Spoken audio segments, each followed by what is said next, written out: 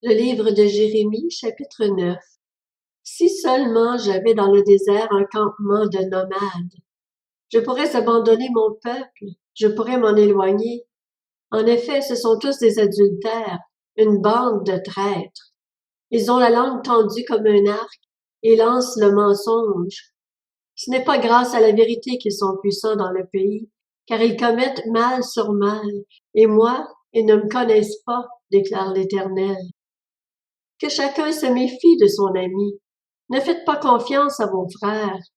En effet, aucun frère n'hésite à tromper et tout ami propage des calomnies.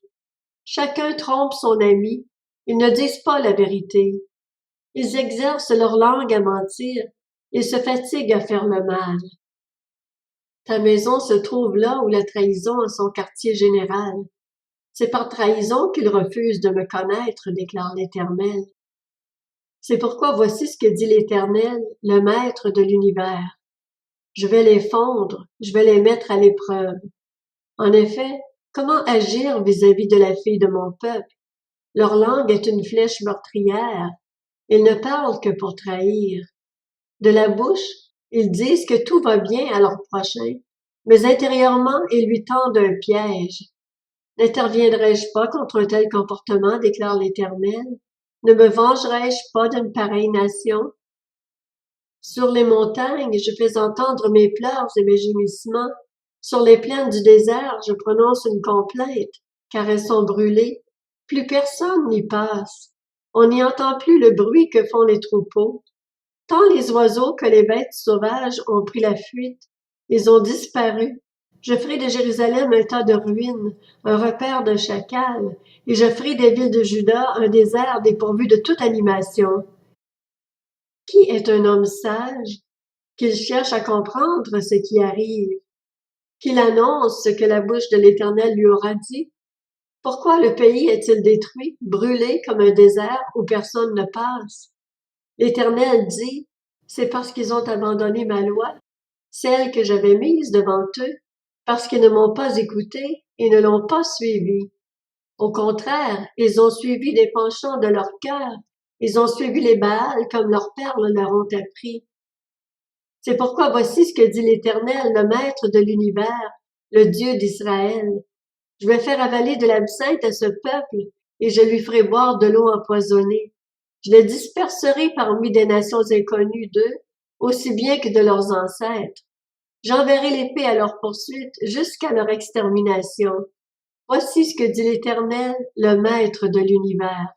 Comprenez ce qui se passe, appelez les pleureuses et qu'elles viennent. Envoyez chercher des femmes expérimentées et qu'elles viennent.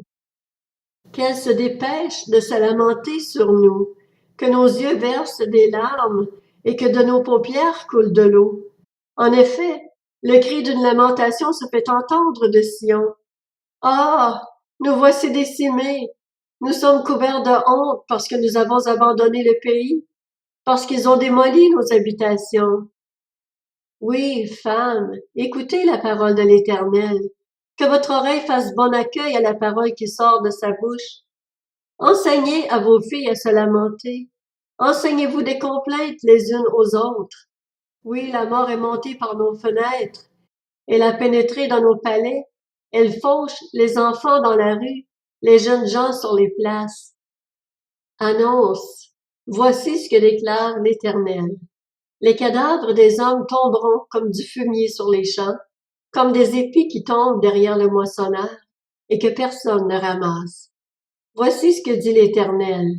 Que le sage ne se montre pas fier de sa sagesse, que le fort ne se montre pas fier de sa force, que le riche ne se montre pas fier de sa richesse, mais que celui qui veut éprouver de la fierté mette sa fierté dans ceci, le fait d'avoir du discernement et de me connaître.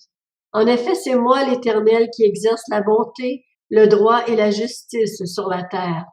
Oui, c'est cela qui me fait plaisir, déclare l'Éternel. Voici que les jours viennent, dit l'Éternel, où j'interviendrai contre tous les faux circoncis. L'Égypte, Juda, Edom, les Ammonites, Moab, tous ceux qui se rasent les coins de la barbe et qui habitent dans le désert. En effet, toutes les nations sont incirconcises, et la communauté d'Israël tout entière a le cœur incirconcis.